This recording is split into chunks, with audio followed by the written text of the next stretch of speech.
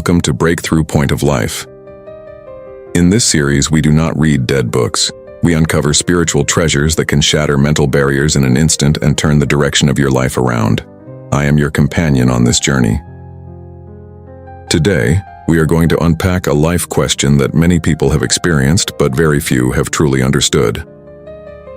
When you are about to make a major decision, and that decision seems unusual, controversial, or even like a challenge to tradition, how do you know whether it is your impulse or the will of God? You may be stuck in a place like this right now. You want to change career paths, but you are afraid you may be taking too great a risk. You want to leave a place that no longer carries life, but you fear people will say you are not faithful. You have started to question certain ideas you have held for a long time, but you are afraid you may be going astray.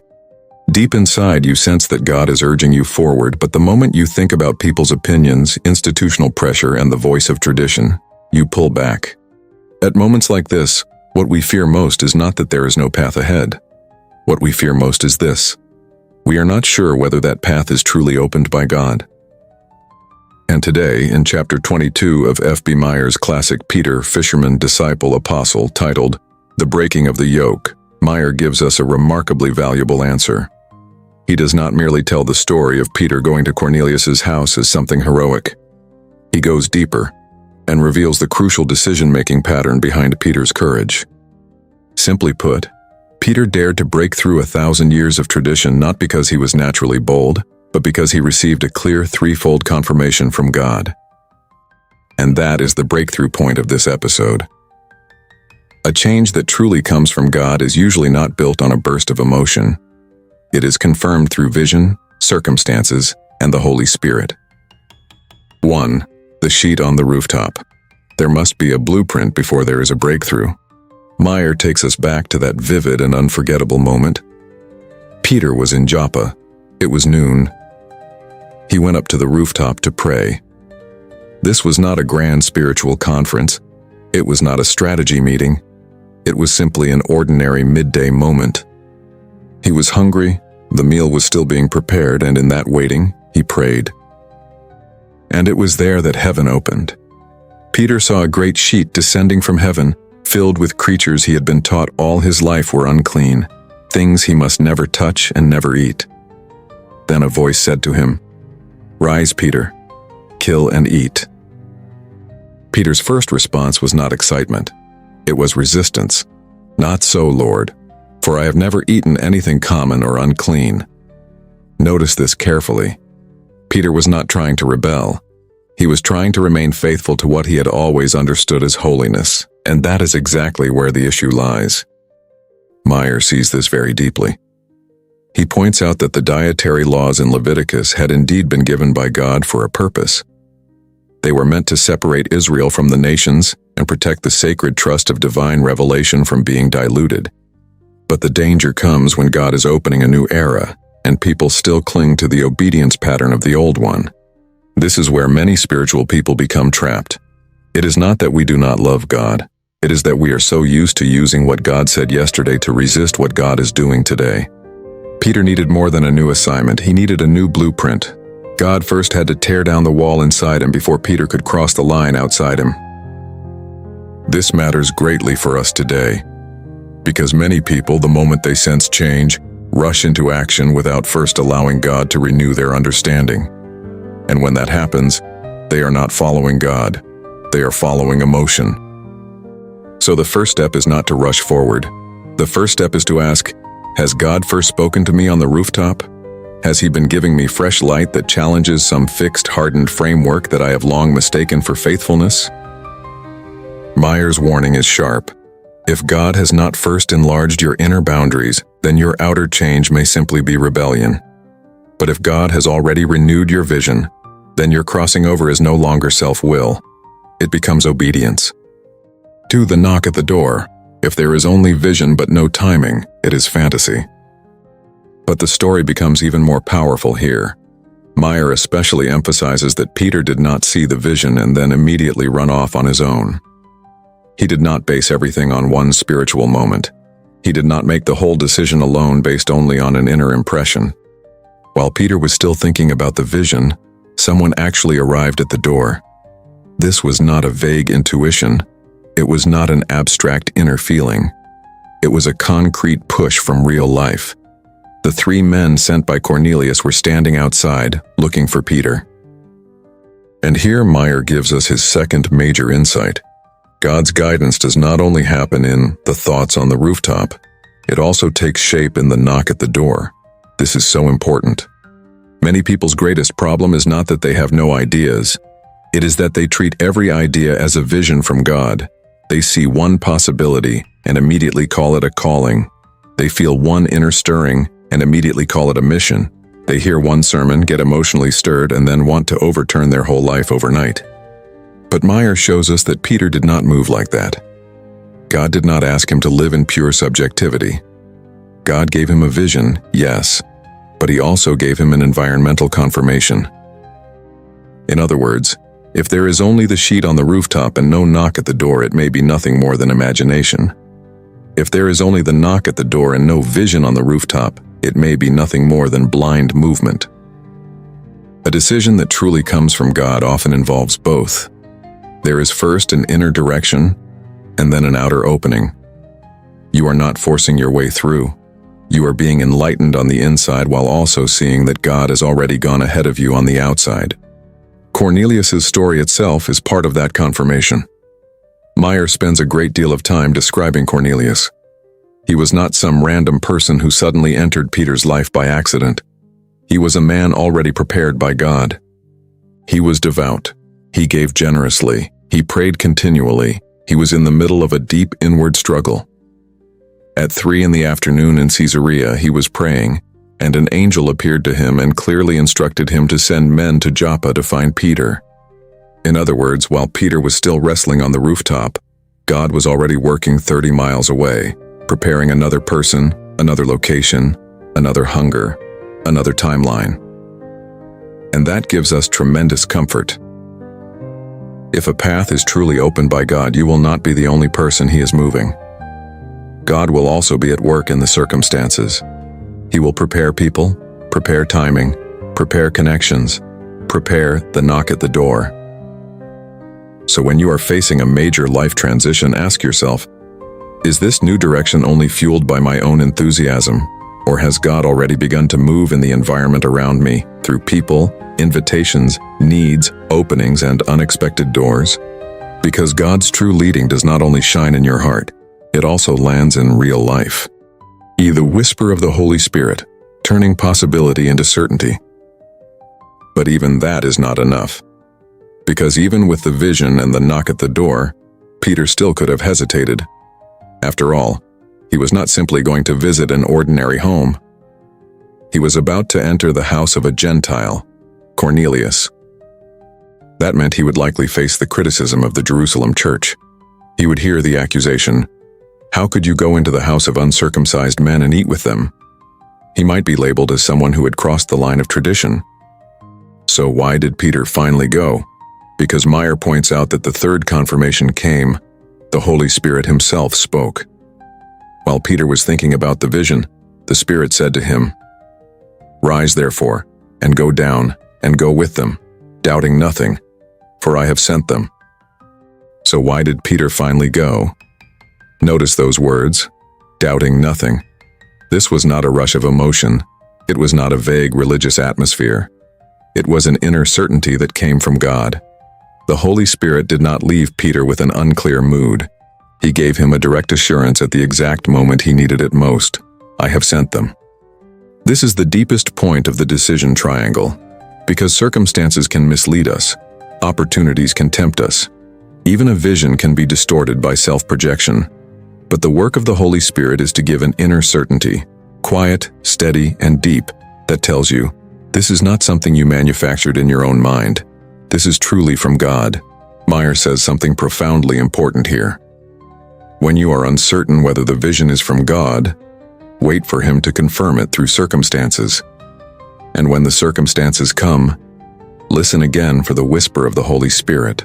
That is what mature spiritual decision-making looks like. It is neither reckless nor passive nor endlessly delayed. It is a process of confirmation before God. So if you are standing at a major crossroads today, Let me offer you one practical sentence. Do not ask only, "Do I want to do this?" And do not ask only, "Has the opportunity come?" Ask instead, "Do I have that inward clarity and peace that comes from the Holy Spirit?" That is what mature spiritual decision-making looks like. It is neither reckless nor passive nor endlessly delayed. It is a process of confirmation before God. Some paths look excellent on the outside, yet inwardly you remain unsettled. Some paths have plenty of support from others, yet as you move toward them, you lose light rather than gain it. That is not a moment to say lightly, "This must be God." Some paths look excellent on the outside, yet inwardly you remain unsettled. Some paths have plenty of support from others, yet as you move toward them, you lose light rather than gain it. That is not a moment to say lightly, "This must be God." On the other hand, some paths look risky. People may not understand them. But the more you pray, the clearer it becomes. The quieter you become before God, the more you know, this is it. That kind of certainty is often more reliable than all the applause in the world. 4. A decision that truly comes from God will finally be confirmed by God Himself. Peter went, and he did not go alone. He brought 6 brothers with him. Meyer pays special attention to this detail. Peter clearly understood that once he returned to Jerusalem, this whole matter would be examined closely, so he made sure there were witnesses to the event. That too is a mark of maturity. Peter went, and he did not go alone. He brought 6 brothers with him. Meyer pays special attention to this detail. Peter clearly understood that once he returned to Jerusalem, this whole matter would be examined closely, so he made sure there were witnesses to the event. That too is a mark of maturity. When they arrived in Caesarea, Cornelius had already gathered his relatives and close friends together. Peter began to tell the story of Jesus, to testify of his death and resurrection, and to proclaim that forgiveness of sins does not come through circumcision, nor through the rituals of Moses, but through faith in Jesus Christ. And then came the decisive moment. Before Peter had even finished speaking, the Holy Spirit fell upon those Gentiles. At that point, the argument was settled by God Himself. Meyer helps us see something powerful here. When a decision is truly from God, God Himself will eventually put His seal upon it. Peter did not have to rely on eloquence to win everyone over. He did not have to use his authority to silence all criticism. God Himself authenticated the path by pouring out the Holy Spirit and showing clearly, "This is the road I opened, these are the people I have received, and this breakthrough is not man's boldness, it is my will." Later, when Peter returned to Jerusalem, he was questioned by those of the circumcision. He did not act arrogantly. He did not say, "I am an apostle, so be quiet." He simply retold the whole sequence, the vision, the visitors, and the coming of the Holy Spirit, step by step, clearly and honestly, and then he said a sentence of enormous weight. "What was I, that I could withstand God?" That sentence is so fitting for everyone standing at a turning point today. Many times we do not move, not because God has not led, but because we are still waiting for universal approval. But spiritual breakthroughs rarely happen that way. Often you must first confirm the matter before God, then move forward, and only afterward let God testify to the path through fruit, through confirmation, and through changed lives. 5. For you today, build your own decision triangle. So the breakthrough point of this episode is very clear. When you are about to make a major decision, especially one that seems unusual, unconventional, or likely to be misunderstood by traditional eyes, do not rely only on feelings, and do not submit only to pressure. You need to build your own decision triangle. First, vision. Go back to the rooftop. Go before God and let Him correct your understanding and enlarge your sight. Do not begin with, "What do people say?" Begin with, "Has God already been working in me?" Many times the outer door cannot open because the inner wall has not yet come down. Second, circumstances. Watch for the knock at the door. If God is truly leading you, He usually will not speak only inside you. He will also arrange things outside you. He will prepare people, connections, timing, opportunities, needs, and invitations. Not every opportunity is a door opened by God. but a door opened by God often comes with visible confirmation in real life. Third, the Holy Spirit. Do not skip the most important inner confirmation. Ask yourself, is there an increasing clarity, a growing stillness, and a deepening certainty inside me? Not emotional excitement, but the quiet witness of the Holy Spirit saying, "Rise, go down, and do not doubt, for I have sent them." If these three are not all present, do not rush, because Meyer has already shown us the principle. If there is vision without the knock, it can become fantasy.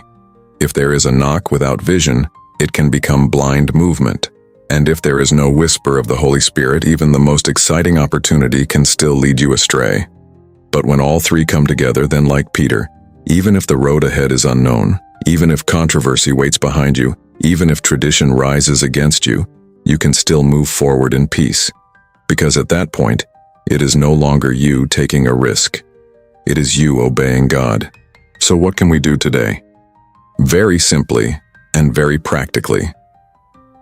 If you are standing at an important crossroads in life right now, whether it is a career change, a ministry direction, a relationship decision, or a shift in your convictions, do not rush to label yourself, and do not rush to let others intimidate you into silence. Instead, be still and do these three things. First, ask, do I have the vision on the rooftop? Has God been consistently shining light on this issue, correcting me, stretching me, and urging me forward? Then ask, do I have the knock at the door? Have concrete confirmations, people, opportunities, needs, or invitations already begun to appear in my circumstances? Finally ask, do I have the whisper of the Holy Spirit? In prayer, am I becoming more confused, or more settled, more peaceful, and more certain? Write those three questions down. Do not make major decisions based only on momentary emotion. Let your decision be not merely brave, but grounded bravery. Not merely a breakthrough, but a breakthrough that truly comes from God. This profound journey of renewed thinking, broken tradition, and spiritual discernment is recorded in F.B. Meyer's Peter, Fisherman, Disciple, Apostle, Chapter 22, The Breaking of the Yoke. Today's sharing especially focused on an important principle Meyer draws out through Peter, Cornelius, and the leading of the Holy Spirit. God's guidance often does not come in a single line. It comes through vision, circumstances, and the Holy Spirit, forming a mature and trustworthy confirmation. If you are currently standing at a turning point in life and do not know whether you should take the next step, I highly recommend reading this chapter. You will discover that God is not pushing you into blind action, and He is not asking you to remain trapped forever in one place. What He wants to give you is a kind of guidance that allows you to remain certain even under pressure. If you enjoy this kind of sharing, drawing breakthrough points for real life from spiritual classics, please subscribe to our channel. In every episode, we will walk with you into the wisdom of the classics and uncover one key insight that can transform the way you live. See you in the next episode.